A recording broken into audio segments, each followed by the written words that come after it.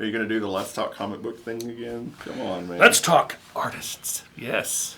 Comic book artists. That's what we're going to talk about today on our YouTube channel and on our podcast. Top 10. And on our podcast. So, by the way, I was going to give away a variant cover comic book today. Really kind of cool cover. I had picked something really cool to give away. It was a really cool contest on our Facebook page. Hey, send us your top 10 favorite characters. Did anyone send us a character list? I should have. Not one. Nobody. Hey guys, I mean, we had hundreds of people saw it. Just no one sent me a list. I can't give away something if you're not going to send me a list. So I'm going to send it to next week.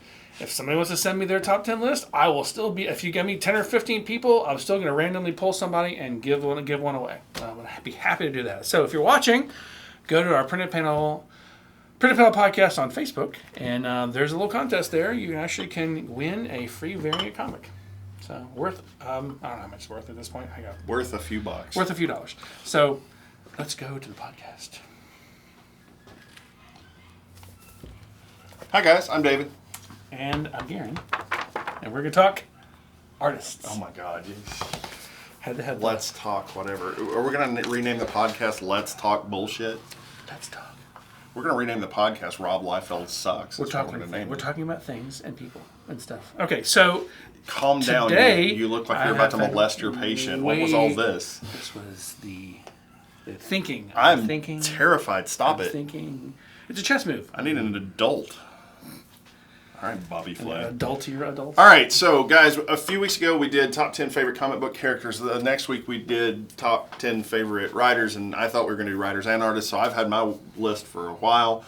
And so we're finally to doing the artists piece. It didn't take much to curate. I just didn't realize you were doing them both at the same time. To curate? So, curate, of course, because you have to curate your list. It can't just be, just spit it out. You are too old to be a hipster. Stop it. That's not a hipster. It's a word. It's a thing. All right, so let's start with number 10. Who is your number 10? By the way, is this your scientific bullshit again, or is this... No, not at all. Actually, number 10 is Becky Cloonan.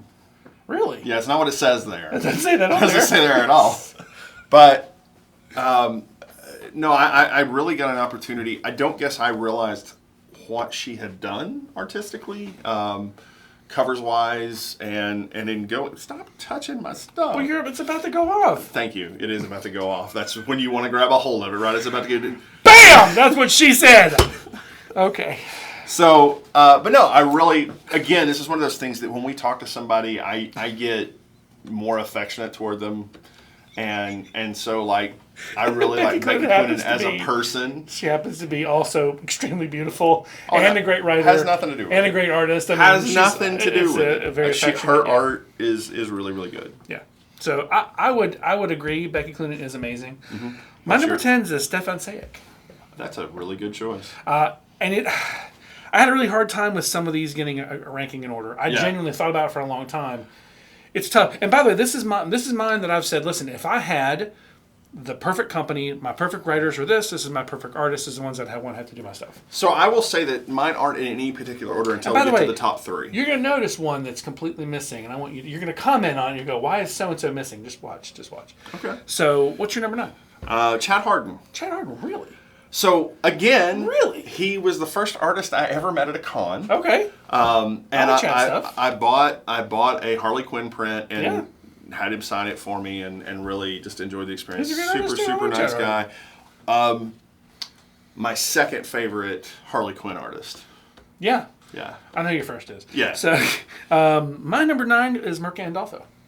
Now, here's the thing. Mirka Andolfo is someone that we just discovered over the past my couple love of years. for you says I need to kick him in the back of the knee for that. But she's so new to what we've seen. I know she's been out for a long time in Italy, but we've just discovered her after Unnatural. We realized exactly how beautiful the art was. And quite honestly, she could do anything. It doesn't have to be women. It could be anything, and I'd be happy to have her do it. I would like to see Mirka Andolfo's Harley Quinn.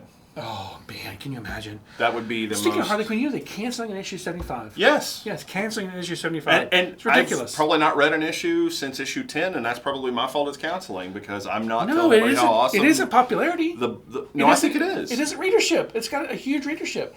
I think what's happening is they're going to do a new version of Harley. They're going to do a Harley Ivy or Harley something like that. Harley versus Punchline? Ooh, that's coming. We know. We've seen the issue 75 art, which is Harley against You know who will not be Hardly invited to be against, do you know who will not be invited to be an artist on whatever they're doing? Who? Fucking life. So, all right. My number 8. My number 8, unfortunately, is probably not going to be doing anything anymore. But he's still on there. It's George Perez. Yeah. Unfortunately, George, we love you. I would love for you to continue, but I know. Why is it unfortunate that we love him? Well, it's unfortunate he's not doing any more work, but we do love him, and I've met him before. Super, super nice man. I just lovely human being. I don't want you to stop, but I understand that at some point you gotta say, you know what, I'm done with this. So I get it. What's your number 8? Sean Murphy. Oh, excellent choice. Yeah. He's much farther up on my list though. So, Tokyo Ghost.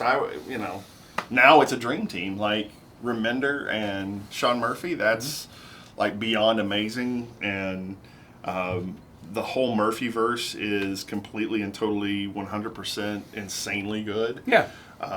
And I backed him on Indiegogo. I gotta be honest, I'll probably follow whatever he does for a while. So my number 7 is Frank Quietly. I know you're not a Frank Quietly fan, and that's okay. That's okay. You don't have to be. You can be incorrect sometimes, and that's all right. Frank Quietly is one of the best comic book artists around today. Love Name Frank 3 Quietly. awesome things Frank Quietly's done. All-Star Superman, New Mutants, New X-Men, and... You think the art in New X-Men was good? Yeah, it was great. I love Frank Quietly's stuff. Anyway. Thank you for disqualifying your entire list on the Anyway. basis of that one statement. Anyway. So, number 7, for me, Ryan Otley. He's on my list. Based purely on Invincible. I mean, you can't say something's your favorite comic and not his appreciate the Spider-Man was comic. fantastic. All right. His Spider-Man has been fantastic. Yeah. I bought a cover of Pretty Violent, and really the only reason I bought it because it was Ryan Otley, and this sack of shit told me, hey, Ryan Otley did the cover, and I was like, okay. So what's your number 6? Andy Kubert. Oh, nice. See, he's that honorable mention, but because here's the thing, this time I didn't do an extra 10 as honorable mention. I'm proud of you. Because I had job. I had an extra 20 I could do. But Andy Kubert is definitely on that list too. Oh man. So yeah. His Wolverine right now. He's just incredible. So my number 6 is Todd McFarlane. Todd doesn't do a whole lot anymore. He does mostly writing, but his covers are still beautiful. He still is an amazing artist. Still love him very much. He's just a bigger asshole than Rob Liefeld. No.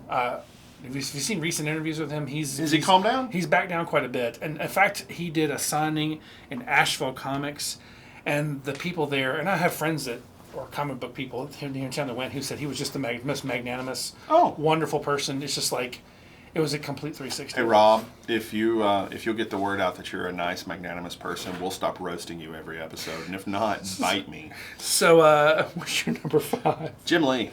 Oh, Jim Lee. Again, a part of that other top 10. The second, if I could do 25 or 50, he'd be in the top 20. So he's an example of what toxic masculinity isn't. Yes. Super, super nice human. Running DC like a boss. Yeah, he is genuinely a good guy. He gave me comic book art for Spider-Man, for X-Men, for Wildcats. Still one of the most beautiful books throughout comic history.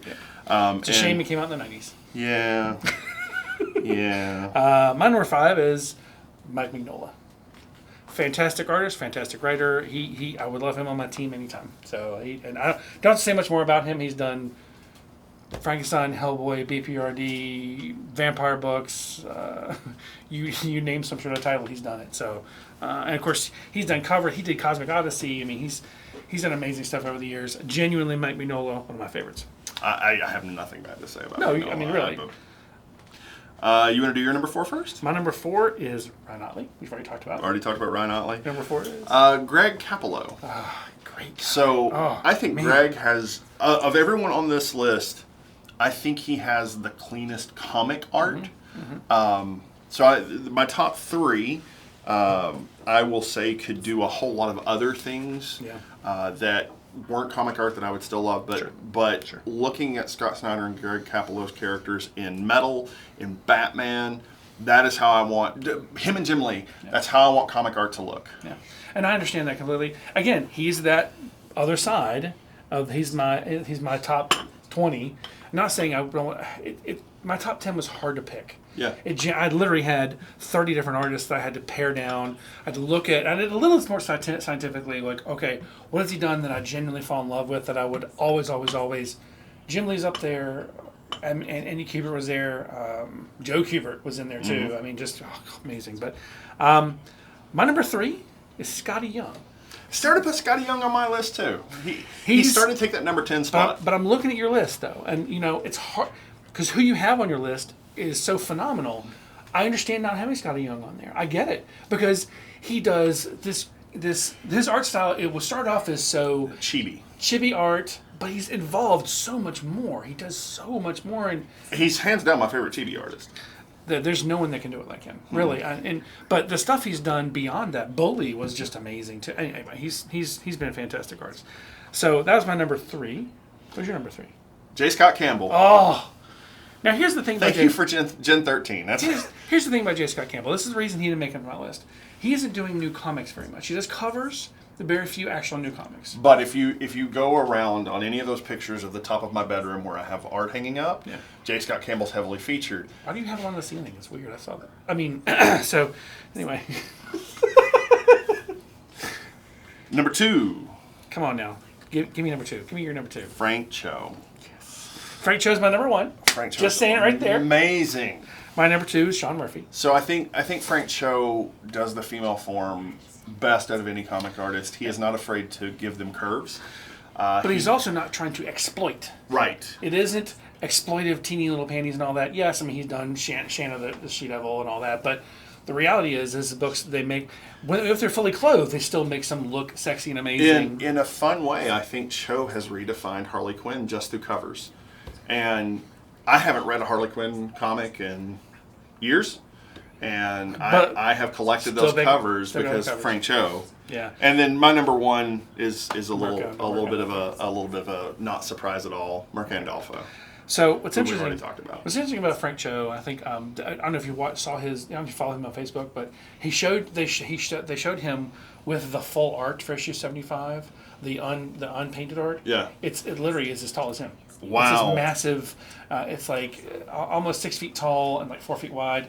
It's massive because this is how he drew it. This is how he painted it. So his minimalism is pretty amazing. His pointillism is amazing. He genuinely, there's a reason he's my number 1, and I completely get your number 2. So guys. Oh, by the way, did you have an honorable mention? No honorable mentions. I had one. John Romita Jr. Fair. John Romita Jr. is another one who, and I had a hard time not placing him. Had Stefan Sayek not come along, it would have been John Romita Jr. Because Stefan Sayek, the covers for Damned, the everything for Harleen. Yeah. I mean, just holy crap! Amazing. I mean, just the writing was amazing, but his art his art perfectly matched the comic. Mm-hmm. There was. Because sometimes, so Frank Cho's a great artist, but he wasn't a great writer necessarily. Because Savage Wolverine's pretty horrible. But did he write Savage Wolverine? Yeah, he wrote Savage. I don't think he wrote. Art was amazing. I think their first arc, I think, was him. I don't think so. Okay, anyway, so but his art is he's amazing. So no honorable mention. All right, guys. So the reason that we've been doing these top 10 lists other than to inform on episodes and kind of have good discussion is that we're looking to get a discussion group together here locally. So we're going to be doing that in the near future. We're going to be having some group meetings. I can already tell you top 10 characters. I have a revised list already that I'm kind of working my way back through. Wow. I put Invincible on it. Oh, yeah. Yeah. Omni-Man. Omni-Man. Oh, Adam Eve. Yeah. Okay. So we're looking for local to Knoxville, looking for a discussion group. You can come from anywhere you want. We're not going to pay for your hotel, but if you want to come visit us from California, we're fine with it. I mean, but yeah, we're looking for some 5 or 6 to maybe even 8 people to come and just sit and chat and have food and talk about your favorites. Yeah. Why Ambush Bug is one of your favorite characters? Why is that always your example? I don't know why. Because Ambush Bug's goofy and awful. And remember, kids. Why Blue Beetle? Rob Liefeld. All right, guys. So we're gonna wrap it up. We're gonna wrap it up now. Heather, we're gonna wrap it up now. So thanks for listening. Thanks for watching. We really appreciate it. Thanks, my wife, for being the button pusher.